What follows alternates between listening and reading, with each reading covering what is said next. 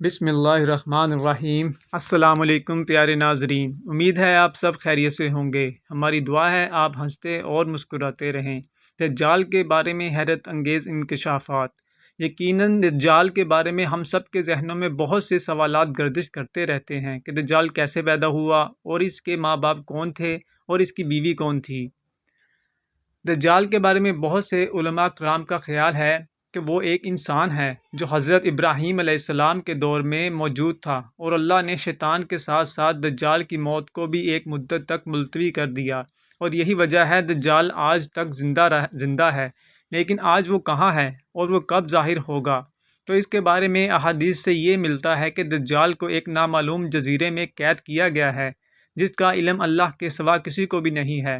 معتدد علماء کے مطابق دجال کا ٹھکانہ جاپان کے شیطانی سمندر میں ہے، جبکہ صحیح مسلم کی ایک روایات کے مطابق دجال کا خروج مشرق سے ہوگا۔ بہت سی احادیث میں ملتا ہے کہ دجال قوم یہود سے ہوگا اور اس کے پیروکاروں میں زیادہ تر یہودی ہی ہوں گے۔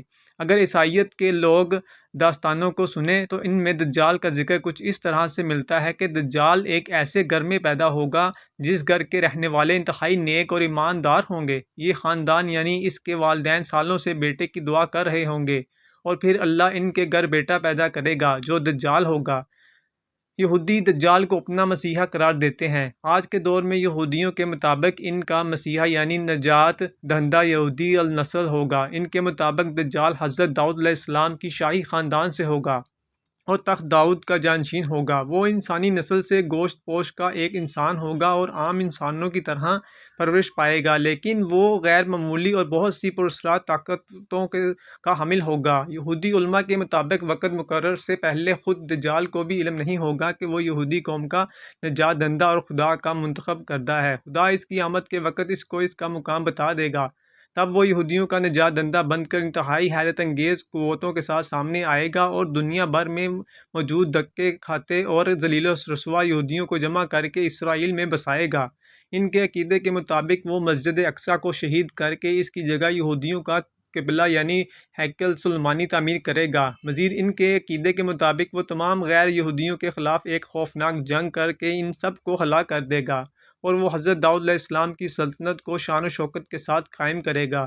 یہ سلطنت اسرائیل کی سرحد سے عراق کے دریائے فرات سے ہوتی ہوئی مصر کے دریائے نیل تک پھیلی ہوگی۔ پھر وہ تمام یہودیوں کو اپنی بنائی گئی خود ساختہ شریعت پر عمل درآمد کروائے گا۔ یہودیوں کی کتابوں میں درج ہے کہ خدا نے دنیا کے بادشاہت کو صرف حضرت داؤد علیہ السلام کی نسل یعنی یہودیوں کے لیے مخصوص کر رکھا ہے، لہٰذا ان کا ماننا یہ ہے کہ دجال ایک عظیم پیغمبر ہوگا لیکن حضرت موسیٰ علیہ السلام سے کم عظیم ہوگا۔ جب ان کا مزید کہنا ہے کہ ساری دنیا دجال کی عقل و ذہانت اور طاقتوں کی وجہ سے اس کو بادشاہ تسلیم کر لے گی، اور دنیا کے سارے مذاہب ختم ہو جائیں گے، صرف یہودیت باقی رہے گی۔ اب آپ کو واضح ہو چکا ہوگا کہ یہودی دجال کے بارے میں کیا سوچتے ہیں، لیکن یہودیوں کے اس نظریہ کے برعکس ہمارے پیارے آقا محمد صلی اللہ علیہ وآلہ وسلم نے 1400 سال پہلے ہی بتا دیا تھا کہ یہودی دجال کو اس کی طاقتوں کی وجہ سے اپنا آقا اور رہنما مان لیں گے۔ اب پتہ چلتا ہے کہ وہ ایسا کیوں کریں گے، لہٰذا آج دنیا میں جتنی بھی بدامنی وہ یہودیوں کی جانب سے اس لیے پھیلائی جا رہی ہے کہ جلد از جلد اپنے مسیحا کو دنیا پر حکمران دیکھنا چاہتے ہیں۔ اسرائیل کا قیام بھی دجال کے استقبال کی پہلی باقاعدہ تیاری کی وجہ سے ہے۔ یہودی دجال کو ایک خوبصورت اور خوبرو نوجوان مانتے ہیں، لیکن اسلام کے نزدیک دجال ایک بدصورت اور کانا شخص ہوگا۔ اس کے بال گنگرالے ہوں گے جیسے اس کے سر سے سانپ لٹک رہے ہوں۔ اس کی رنگت سرخ مائل سفید ہوگی۔ اس کی پیشانی اور گردن بہت زیادہ چوڑی ہوگی۔ اس کا قد چھوٹا ہوگا اور کمر میں کب ہوگا۔ اس کے باوجود وہ بہت طاقتور ہوگا۔ وہ عام انسانوں کی طرح نہیں چل سکے گا۔ دجال ایک مرد ہوگا اور اولاد پیدا کرنے کی صلاحیت سے محروم ہوگا۔ اس کی پیشانی پر دونوں آنکھوں کے بیچ کافر لکھا ہوگا۔ ایک دفعہ امام بزنجی نے دجال کے نسبت کے بارے میں فرمایا تھا کہ دجال جنات پر قابو رکھتا ہے جس نے جنات کی نسل میں شادی کی تھی، اور دجال کے آباء و اجداد کا تعلق حضرت سلیمان علیہ السلام کے دور سے ہے۔ وہ مزید فرماتے ہیں کہ حضرت سلیمان علیہ السلام نے جنات کو قید کیا تھا، تو ان جنات میں دجال کی بیوی اور اس کے آباء و اجداد بھی شامل تھے۔ لیکن اس فرمان کے باوجود دجال کی پیدائش اور اس کے والدین کا ہونا یا نہ ہونا ایک ایسا معمہ ہے جس کے بارے بارے میں کوئی بھی وثوق سے کچھ نہیں کہہ سکتا۔ ناظرین گرامی، پاکستان کے ایک معروف اسلامی اسکالر کے ایک آرٹیکل کے مطابق دجال کی پیدائش اس وقت ہو گئی تھی جب زمین پر جنات کی حکومت تھی۔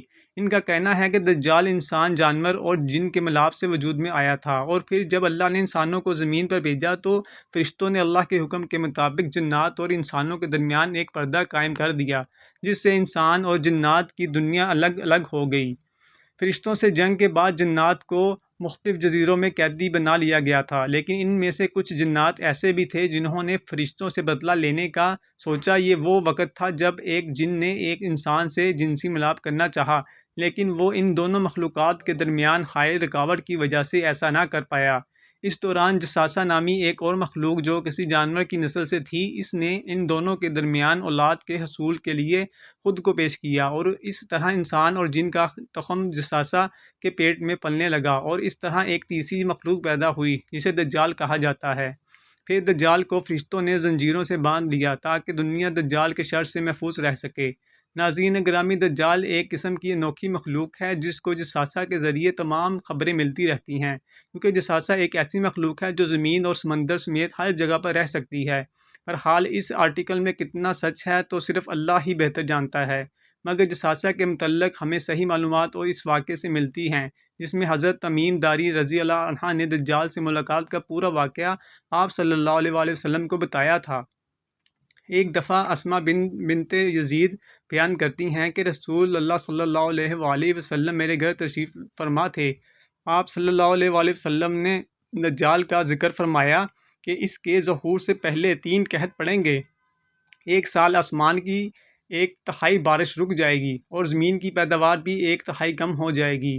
دوسرے سال آسمان کے 2 حصے کی بارش رک جائے گی اور زمین کی پیداوار 2 حصے کم ہو جائے گی، اور تیسرے سال آسمان سے بارش بالکل بھی نہیں برسے گی اور زمین کی پیداوار بھی کچھ نہیں ہوگی، حتیٰ کہ جتنے حیوانات ہیں، خواہ وہ قہر والے ہوں یا داڑھ سے کھانے والے، سب ہلاک ہو جائیں گے۔